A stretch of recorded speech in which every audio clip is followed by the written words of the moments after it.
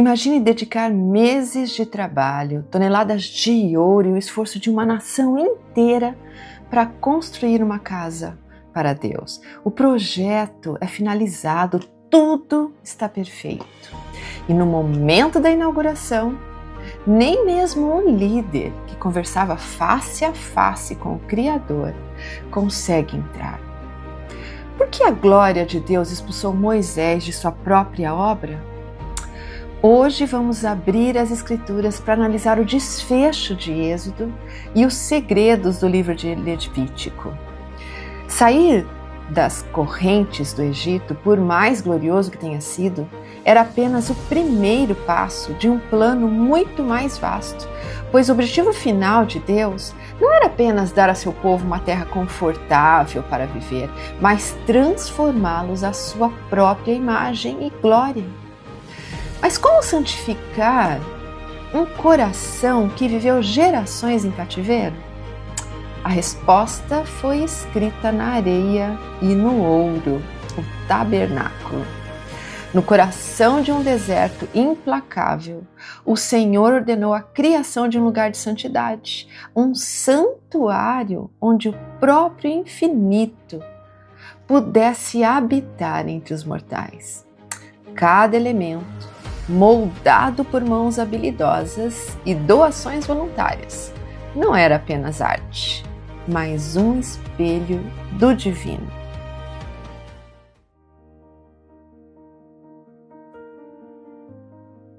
Você já se perguntou como que foi feito esse tabernáculo, essa obra tão grandiosa que o Senhor vai realizar entre os filhos de Israel com tão pouco material que eles tinham? Já se perguntou o que simbolizava esse tabernáculo e qual é o simbolismo dele até para o atual templo que nós somos, usualmente costumamos frequentar? Quais são os simbolismos deles ao templo que hoje nós conhecemos? Como que ele foi pensado e em que eles se assemelham hoje ao templo, né? Esse tabernáculo. Primeira coisa, o Senhor vai dizer assim: e me farão um santuário e habitarei no meio deles. Isso que era o objetivo do Senhor. Ele disse assim: eu vou ter uma morada entre os filhos de Israel. E o tabernáculo simbolizava isso. Mas o Senhor fez com que ele soubesse tintim por tintim desse projeto. Ele delimitou o material, ele delimitou o tamanho, ele delimitou quem iria construir e quem iria participar das cerimônias dentro desse santuário, desse tabernáculo, dessa morada. Tabernáculo é uma morada, como se fosse a tenda de Deus, a tenda da congregação também era chamada assim. E como que ele era constituído?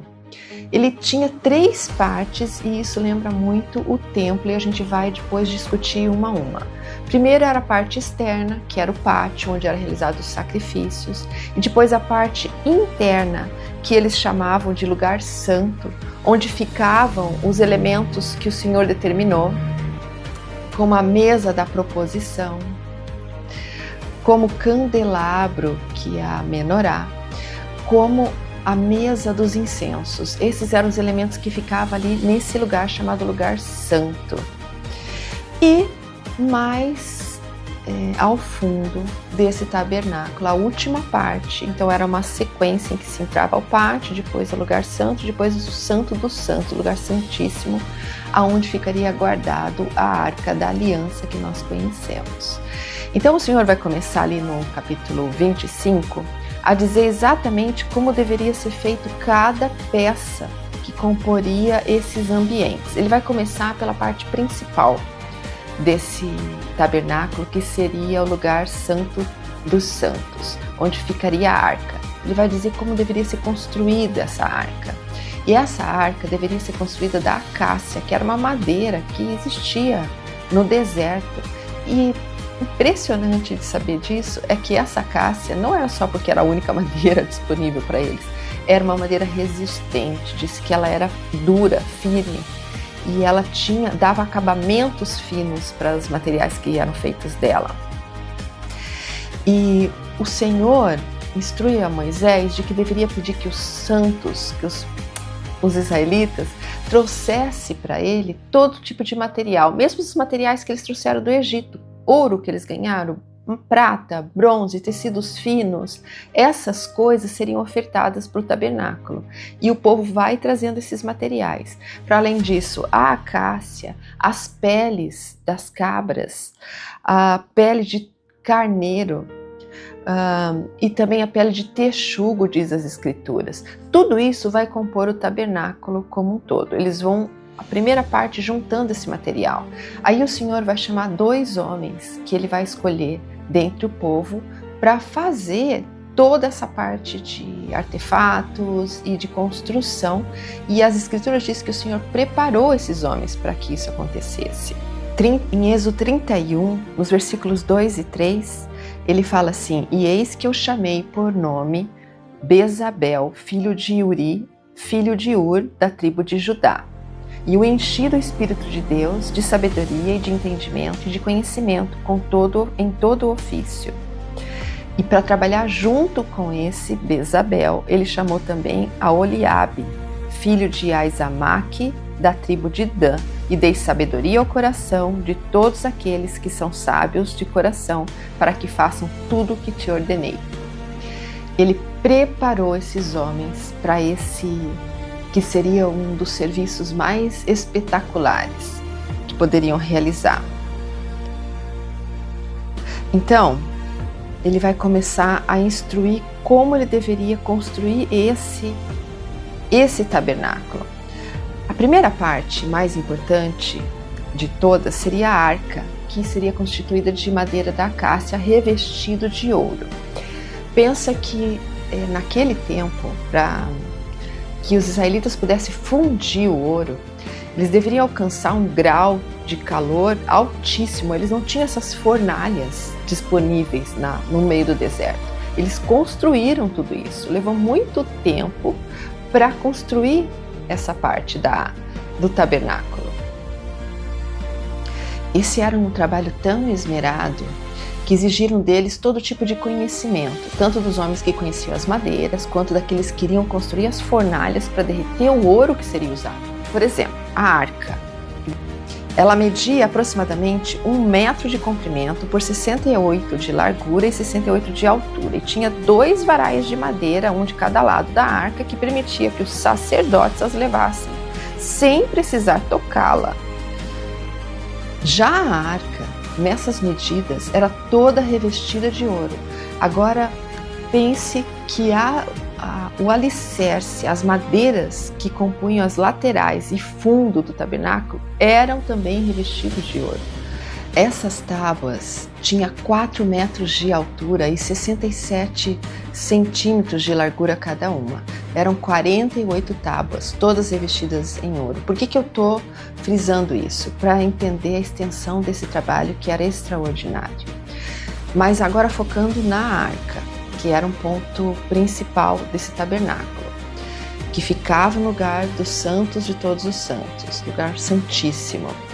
Ela tinha o papel de guardar toda a memória do Êxodo. Então, dentro dela estariam as tábuas que o Senhor deu a Moisés com a lei. Também eles guardariam o maná dentro de um vaso de ouro, contra as escrituras, uma porção de maná, um homem de maná, representando aquilo que os israelitas podiam consumir durante um dia. E também a vara de Arão, que floresceu, simbolizando um efeito milagroso. Tudo isso vai conter, vai estar dentro dessa arca, que vai ser removida de um lado para outro durante toda essa caminhada no deserto. Essa arca e todo o tabernáculo era montado e desmontado à medida que o povo caminhava, à medida que ele avançava na sua jornada, e foi com eles até Canaã. Além disso, as escrituras falam que eles deveriam construir um propiciatório. Esse propiciatório era a tampa da arca. Ele foi totalmente também projetado. Era revestido de ouro, era feito de ouro e ouro puro. Diz que usava o melhor ouro para fazer toda essa parte mais importante. Em cima desse propiciatório tinha 2 querubins que tinham asas, representando anjos mesmos, guardando aquele lugar. E diz que esse lugar era o lugar onde o Senhor encontraria Moisés ou o sumo sacerdote todas as vezes que ele entrasse nesse ambiente santificado. Era o lugar onde o Salvador, o Senhor, o Jeová, estaria para falar com o representante do povo. O Senhor pede para que façam a mesa da proposição. A mesa da proposição, também revestida em ouro, era uma mesa em que estaria em cima da mesa exposto 12 pães, representando as 12 tribos de Israel. Eram 2 colunas de pães, uma de cada lado. O interessante aqui, se a gente for atentar para a quantidade de trigo que foi necessária para fazer cada pão, a gente pode estimar que cada pão pesava 5 quilos, então era um pão grande. E eram 6 de um lado e 6 do outro. E acima deles ficavam os castiçais, às vezes chamado de colheres, mas que pode ter sido castiçais mesmo, contendo vinho. Era como uma representação para nós hoje da mesa do sacramento. Na frente do véu que separava o lugar santo do lugar santíssimo, existia um véu, e na frente desse véu eles deixavam o altar de incenso, que era o outro segundo objeto que tinha dentro desse espaço do lugar santo. Esse, também todo feito em ouro, esse incenso representava as orações dos israelitas subindo a Deus, e era também sempre ativado enquanto o sumo sacerdote estava dentro desse espaço, ou os sacerdotes fazendo o seu trabalho dentro desse espaço. A menorá é um castiçal completamente feito em ouro, que tem 7 braços que se interligavam. Esses 7 braços representam um número de perfeição para os israelitas. A luz que iluminava o tabernáculo provinha do castiçal sagrado, chamado menorá. Essa palavra significa lugar das luzes, e em suas extremidades não eram postos velas, mas sim 7 recipientes em forma de cálices cheios de óleo de oliva puro, nos quais os sacerdotes acendiam para que todo o tabernáculo ficasse iluminado. O número 7 possui uma significação sagrada no Velho Testamento, conotando integridade e perfeição, visto que esse aspecto de luz que brilhava na casa do Senhor representava a luz perfeita. Além desses materiais que eram preciosos como o ouro, o Senhor também instruiu que eles deveriam usar tecidos finos. O véu que separava o espaço dos santos para o Santíssimo era um véu de linho puro, fino, diz que bordados, com querubins. Então era uma imagem linda de se ver. E todo em volta era também feito de linho, essa parte interna do tabernáculo. Todas as cortinas que separavam um ambiente do outro. E a camada externa era a camada feita por peles de animais. Então, aquilo que protegia das intempéries do clima, o tabernáculo era coberto por peles de animais. Então, quando se olhava de fora o tabernáculo, se via essa parte de peles, e como se estivesse protegendo do olhar que não merecia ver aquilo que continha dentro do tabernáculo, que eram as partes mais santas e importantes das cerimônias. Uma outra parte importante para destacarmos aqui era a roupa dos sacerdotes e do sumo sacerdote. Eles deveriam usar roupas consagradas para o momento das cerimônias. Não eram roupas que eles usariam o dia a dia, eram roupas especiais, confeccionadas exatamente para aquilo. Vamos falar mais focadamente sobre a roupa do sumo sacerdote. O sumo sacerdote aqui, ele possuía o sacerdócio menor, de Arão. Não é como um sumo sacerdote que nós conhecemos do sacerdócio de Melquisedeque. No entanto, ele possuía as chaves e o poder para realizar essas ordenanças dentro do tabernáculo. Essa roupa era constituída do éfode, ou um avental, que era feito de um tecido azul, todo costurado com linhas de ouro.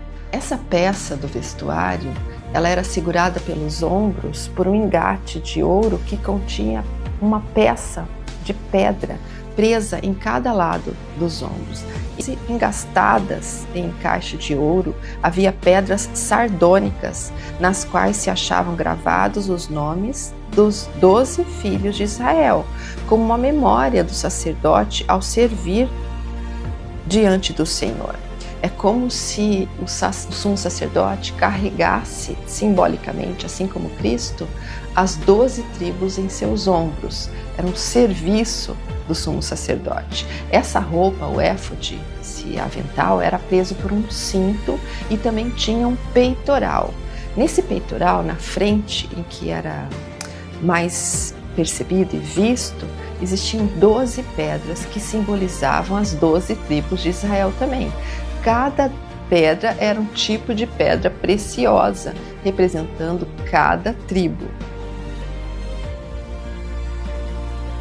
Além dessa roupa, que representava o peitoral e o éfode, o sumo sacerdote usava também um manto azul por cima de tudo. E esse manto azul tinha na sua bainha campainhas que eles chamavam de romãs, pequenas romãs que tocavam quando o sumo sacerdote começava a entrar dentro do tabernáculo.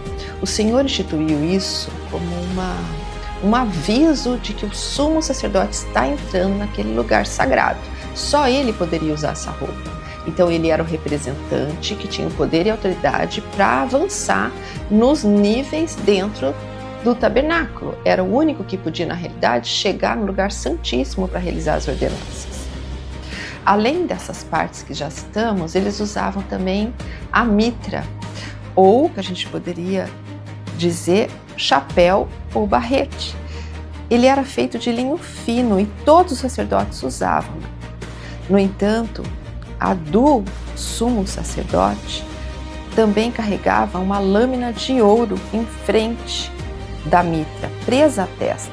Nela se achava gravada a frase "Santidade ao Senhor", simbolizando, em primeiro lugar, que o sumo sacerdote deveria ser caracterizado por um atributo e, em segundo, que Cristo, o sumo sacerdote, seria perfeitamente santo diante de Deus.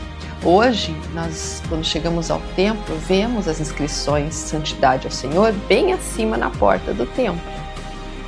Assim Araão levará os nomes dos filhos de Israel no peitoral do juízo junto a seu coração, quando entraram ao santuário para a memória diante do Senhor continuamente. E no 30, também porás no peitoral do juízo o Urim-Tumim, para que estejam sobre o coração de Araão, quando entrar diante do Senhor. Assim Araão levará o juízo dos filhos de Israel sobre o seu coração diante do Senhor continuamente. Então, para além do peitoral, que ele carregava as 12 tribos de Israel, também ele carregaria o Urim-Tumim. Esse Urim-Tumim não é o mesmo Urim-Tumim que Joseph Smith vai usar lá na tradução do livro de Mórmon, entendendo que aquele que ele vai usar lá é aquele que o irmão de Jared recebe. Toda essa vestimenta, o éfode, principalmente o éfode, era passado de pai para filho. E o cargo de sumo sacerdote também era passado de pai para filho. Então essa vestimenta era uma vestimenta sagrada que ia passando na tribo de Levi, entre os levitas, essa ordenança. Olha isso de um modo mais amplo. O Senhor chama Moisés, que era um levita, porque sabia de antemão que os levitas seriam escolhidos para fazer as ordenanças dentro do tabernáculo. Então, não era nenhum outro homem de outra tribo que serviria para esse momento aqui. Quando eles saem do Egito, o Senhor dá toda a delimitação da Páscoa e fala que daquele momento em diante eles deveriam reservar todos os primogênitos em sacrifício para o Senhor, não só o sacrifício como a gente conhece, mas todos que nasceriam os primogênitos. E ele diz inclusive dos homens. E mais tarde ele vai dizer que esses primogênitos têm como simbolismo a tribo de Levi. Por isso que os levitas vão ser sempre os sacerdotes e sumos sacerdotes que vão atuar dentro do tabernáculo e do templo depois de Salomão.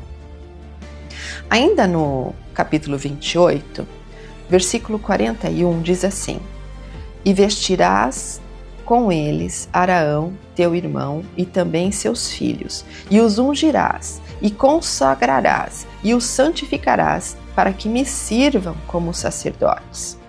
E o 43: Estarão sobre Araão e sobre seus filhos quando entrarem na tenda da congregação. Ou seja, o Senhor instruindo a Moisés a preparar Arão e seus filhos para fazer essas ordenanças. Assim, a gente consegue fechar todo o cenário que se via no interior do tabernáculo. O lugar dos santos, com a menorá, com a mesa dos pães e do vinho, e ao fundo esse altar de incenso, e atrás dele o véu. Então, a Arca da Aliança dentro do lugar santíssimo. Quais eram os símbolos desses espaços dentro do tabernáculo? Lembrando que a parte de fora do tabernáculo, que a gente ainda não tratou, existia o pátio. No pátio eram realizados os sacrifícios de animais. Então existia a mesa, a bacia, todos os utensílios que os sacerdotes usavam para realizar ali os sacrifícios. Veja uma coisa interessante. O Senhor pede para construir o tabernáculo para que todo o povo de Israel pudesse entrar dentro dele. No entanto, apenas os sacerdotes e o sumo sacerdote tinha como poder e direito entrar nesses lugares que acabamos de descrever. O pátio era onde o povo poderia participar das ordenanças de sacrifício, mas não entravam nas sequências dos outros espaços. Mas quando o Senhor pensou em construir o tabernáculo, queria que o seu povo entrasse, porque ele queria iniciá-los dentro do sacerdócio maior. Só que quando o sacerdote Melquisedeque foi retirado dentre o povo, eles perderam também o direito de oficiar dentro dessas outras ordenanças. Então foi necessário ter os seus representantes, que aqui seriam os sacerdotes e o sumo sacerdote, que somente eles fariam todas as ordenanças em nome de todo o povo. Olha que interessante isso. O que hoje em dia nós podemos fazer por nós mesmos. Nós mesmos frequentamos cada espaço do templo e fazemos as nossas próprias ordenanças por nós mesmos. Então, o simbolismo disso. O pátio externo, ele representaria para nós o reino celestial. A primeira coisa que a pessoa entrava ao passar pelo pátio principal era o altar dos holocaustos. Ali, os vários animais e outras ofertas eram mortos e oferecidos ao Senhor. Vemos assim que eram requeridos estrita obediência e sacrifício, como o primeiro passo no progresso simbólico. No pátio, na mesma direção, encontrava-se a pia, a bacia com água, que era usada para o lavamento e purificação.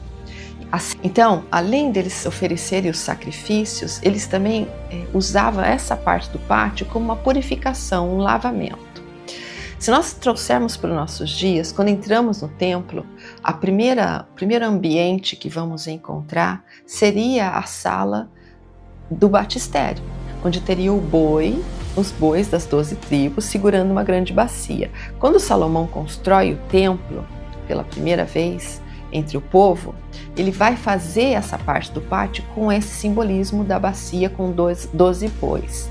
O batismo ali representa essa purificação, esse lavamento que as escrituras chamam aqui. O outro simbolismo do lugar santo, que seria a sala terrestrial, que nós conhecemos dentro do templo, as 3 peças de mobiliário que se encontravam nessa parte, a mesa do pão, da proposição, o castiçal, a menorá e o altar do incenso.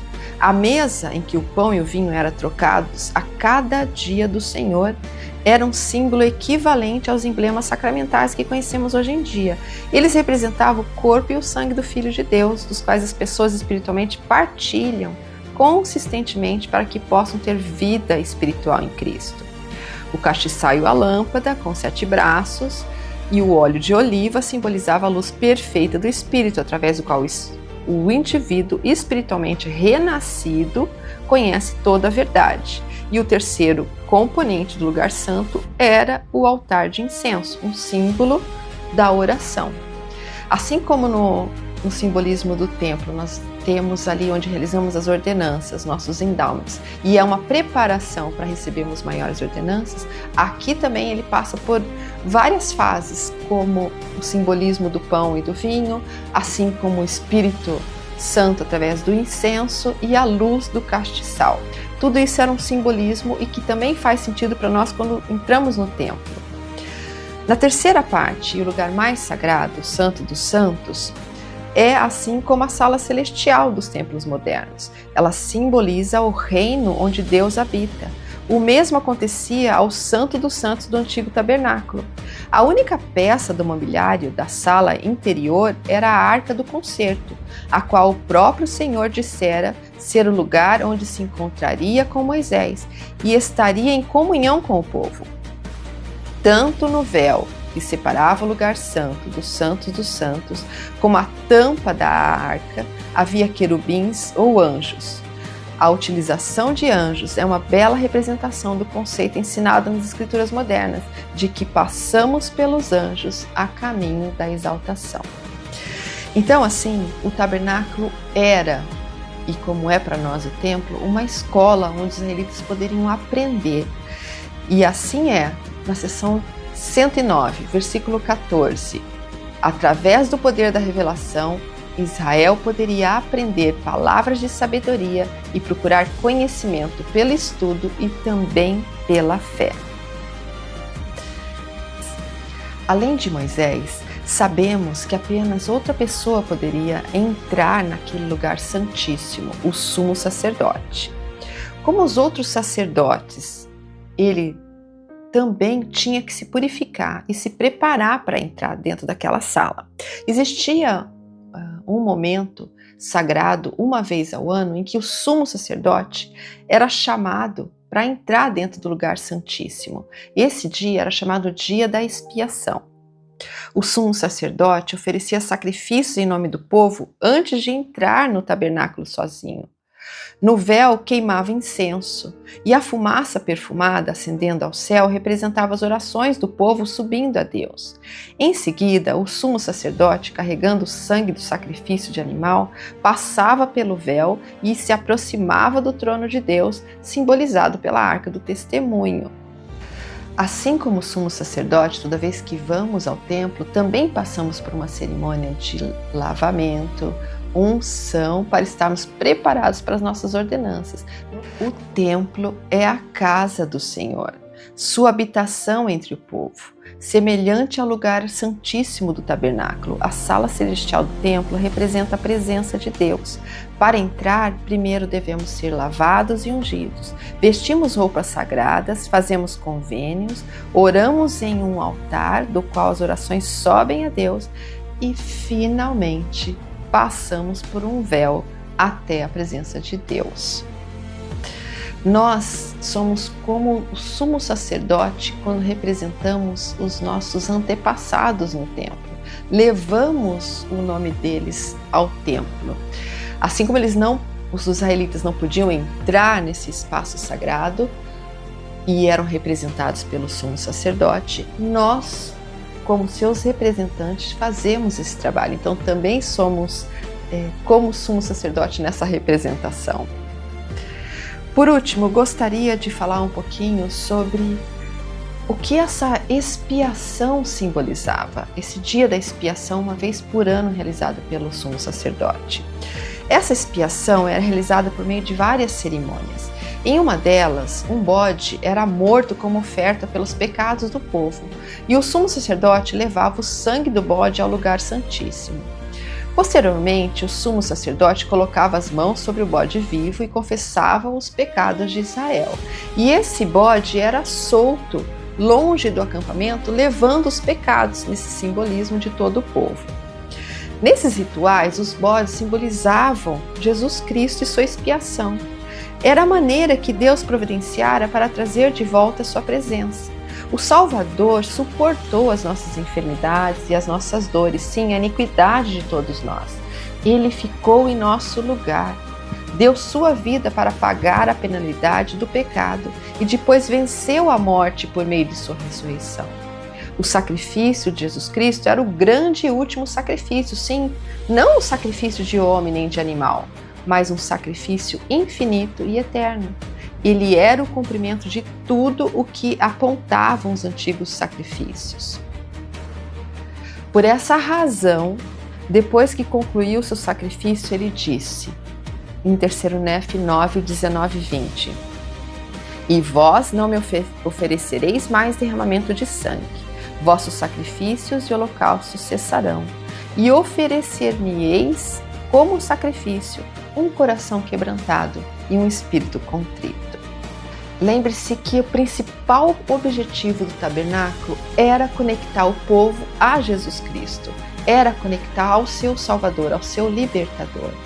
Todas essas ordenanças, ritos, materiais nobres usados, como ouro, como as pedras preciosas, era para representar o grande valor que isso deveria ter a eles, deveria ser a prioridade deles, como a gente falou no vídeo passado. E de nada valeria se nós não nos conectarmos a Cristo através dessas ordenanças e desses edifícios sagrados como o templo. Sou muito grata por termos isso atualmente. Pensa em quanto ganhamos como povo do Senhor, peculiar e escolhido, a oportunidade de entrarmos e realizarmos por nós mesmos essas ordenanças sagradas. Quero convidá-los, se ainda não fizeram essas ordenanças, a se prepararem para entrar no templo. E se preparar também, se você já faz parte e já tem as suas ordenanças, a cada vez de estar no templo, de receber as revelações que gostaria de receber. Se preparar espiritualmente, fisicamente, mentalmente para receber essas bênçãos.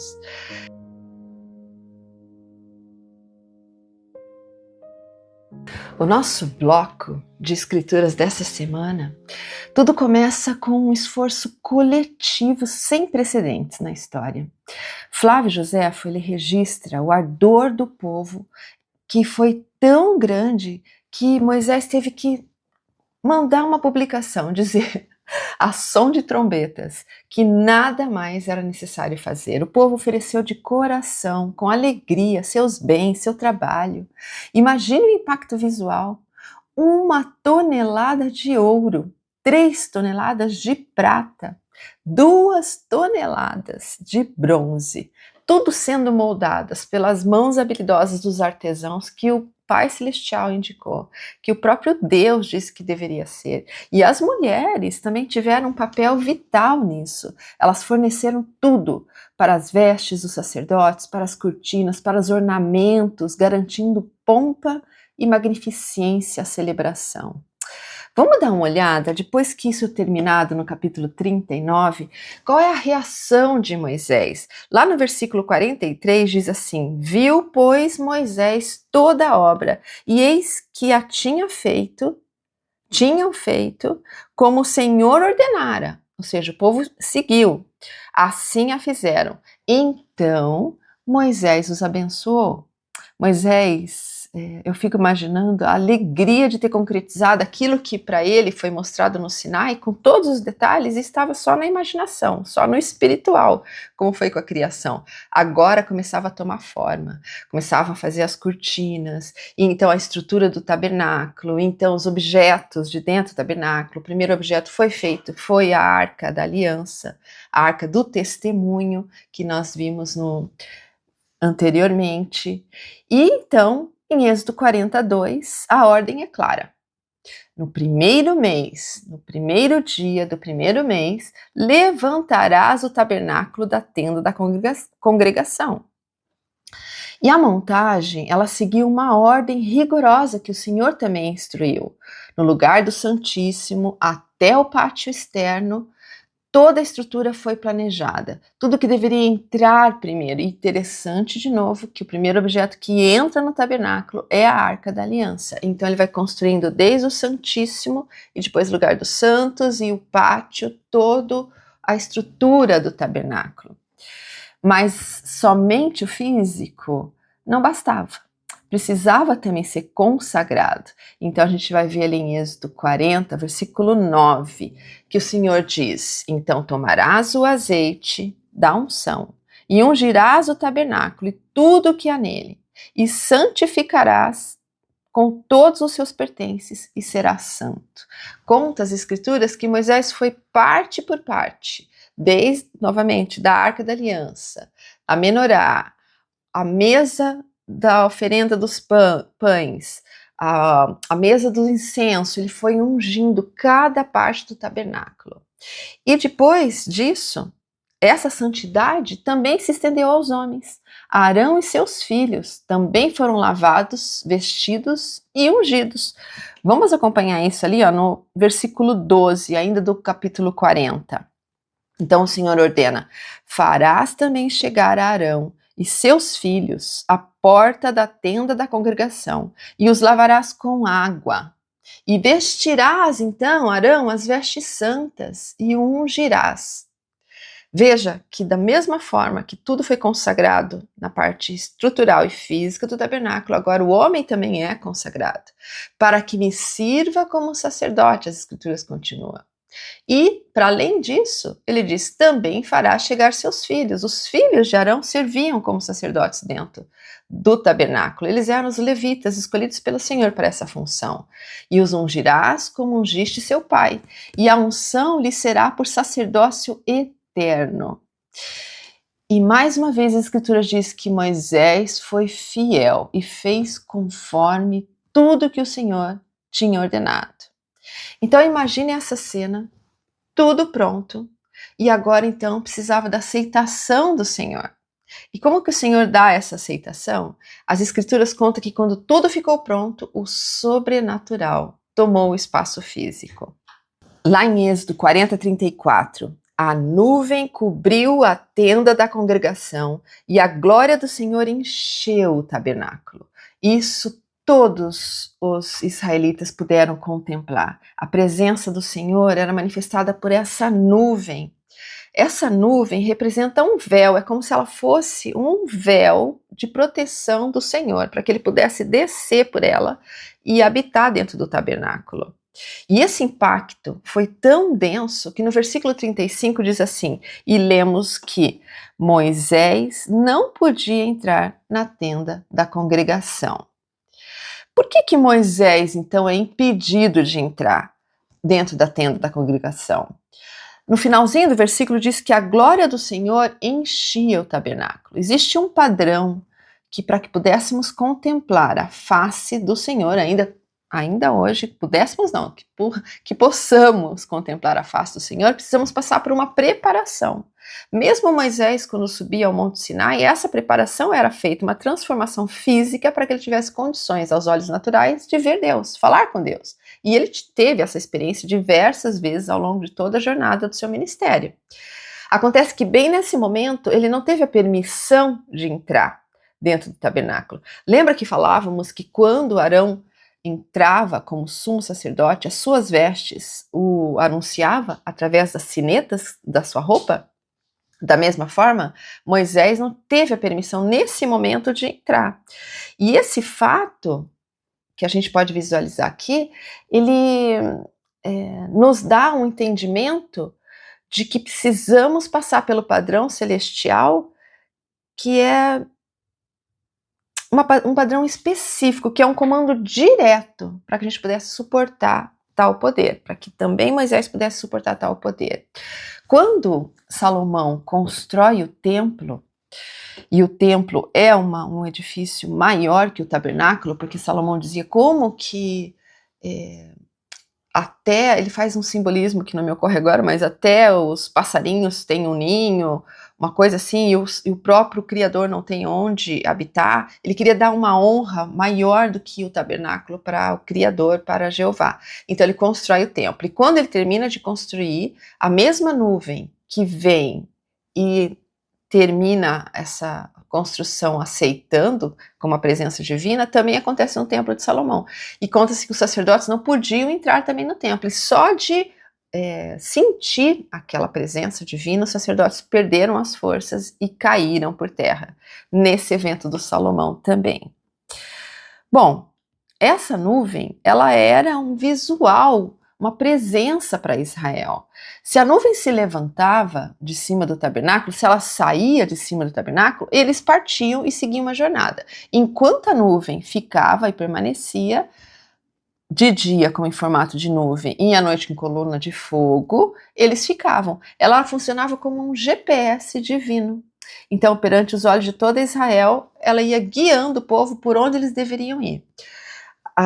Algumas aulas atrás, eu já havia comentado isso, que essa jornada dos israelitas saindo do Egito até Canaã, que é o seu objetivo final, eles poderiam ter feito isso em 2 semanas no máximo de jornada de trajeto.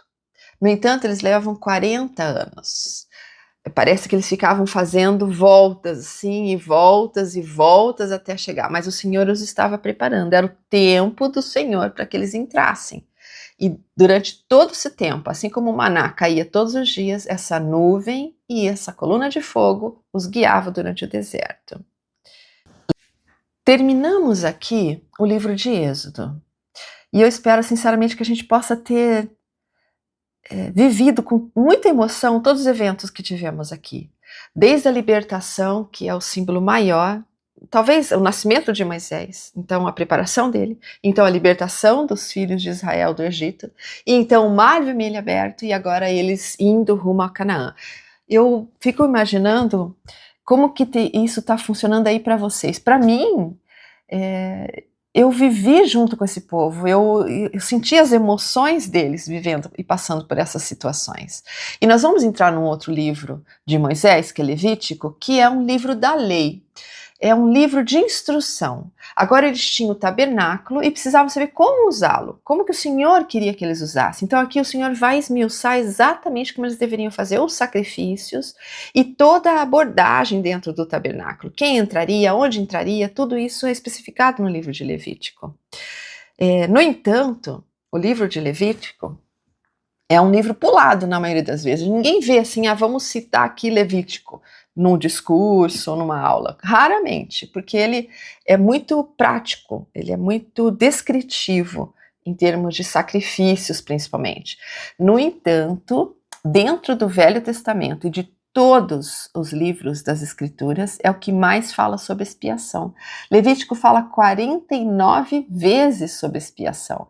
Dentro do Velho Testamento, a gente vai ver 81 vezes falando sobre expiação. No Novo Testamento, onde nasce Jesus Cristo e todos os ensinamentos, se fala uma vez. O livro de Mórmon, 39 vezes. Doutrina e Convênios, 2 vezes. Dentro de Pérola de Grande Valor e Doutrina e Convênios, 2 vezes vai falar sobre expiação. Já no livro de Levíticos, 49 vezes. E o ápice desses ensinamentos que a gente vai contemplar aqui no livro de Levítico é o dia da expiação. Em hebraico, a palavra é Yom Kippur. Esse dia era um dia de jejum, de oração, onde o sumo sacerdote, que simbolizava o Criador, Jeová, fazia expiação pelos pecados de todos. O ritual, ele era rico em símbolos, o sangue aspergido sobre o propiciatório e o bode expiatório que levava sobre si as iniquidades. Ele tinha todo esse ritual. As escrituras falam que Arão deveria fazer 2 sacrifícios e o bode da expiação que deveria ser solto. O primeiro sacrifício que ele faria de animal seria por ele mesmo e sua família, pelos seus próprios pecados. O segundo sacrifício seria pelos os pecados do povo. E o bode expiatório, que daí vem a expressão bode expiatório, não sei se você já fez articulação com isso, ele então seria solto, levando simbolicamente todos os pecados daquela comunidade. E ele era solto longe, e a pessoa que soltava esse bode, quando voltava, tinha que se lavar toda e passar toda por um processo de purificação para retornar ao acampamento. Então era bem ritualístico. Dentro do livro de Levítico, os primeiros 7 capítulos do livro, ele contém as instruções de vários tipos de sacrifício que o povo de Israel deveria oferecer ao Senhor e que foi ordenado. Esses sacrifícios, além de direcionar Israel a Jesus Cristo, A lei do sacrifício também tinha por objetivo torná-los santos. E ao oferecer os objetos valiosos, seja o seu bezerro, seja a sua cabra, aquilo que é deles valioso no sentido de que provia a vida para eles, né? Era o seu material de alimento, né? O animal, até os manjares, que tinha também o sacrifício dos manjares, ou da farinha, da colheita que eles tinham, também tinha esse sacrifício.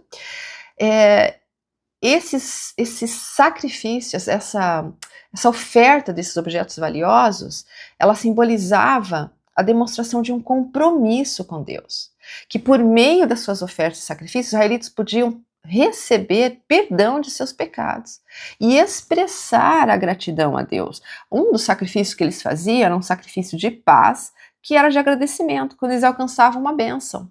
Quando eles precisavam expressar tamanha gratidão por ter recebido, por exemplo, uma colheita excelente naquele ano, ou o nascimento de um filho. Enfim, eles usavam isso como expressão. E para além disso, dessa expressão de gratidão, também fortalecia esse relacionamento com Deus. Porque o convênio e tudo que o Senhor pede para que eles façam aqui, tem esse objetivo de estreitar esse relacionamento, de fazer com que eles lembrassem de quem está trazendo todas as bênçãos a eles, ou que dá perdão de seus pecados. Esse sacrifício de animal, ele terminou com a vinda do Salvador e com a morte dele na cruz. Todo sacrifício expiatório finda todo o sacrifício de animal. E essa expiação de Cristo foi o último sacrifício. Presidente Ballard, Russell Ballard, ele fala assim: depois do sacrifício supremo do Salvador, fizeram-se 2 ajustes na prática desta lei. Primeiro, a ordenança do sacramento substituiu a ordenança do sacrifício de animais.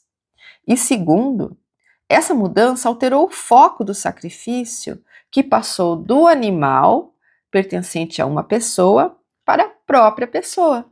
De certa forma, o sacrifício mudou da oferta para aquele que faz a oferta.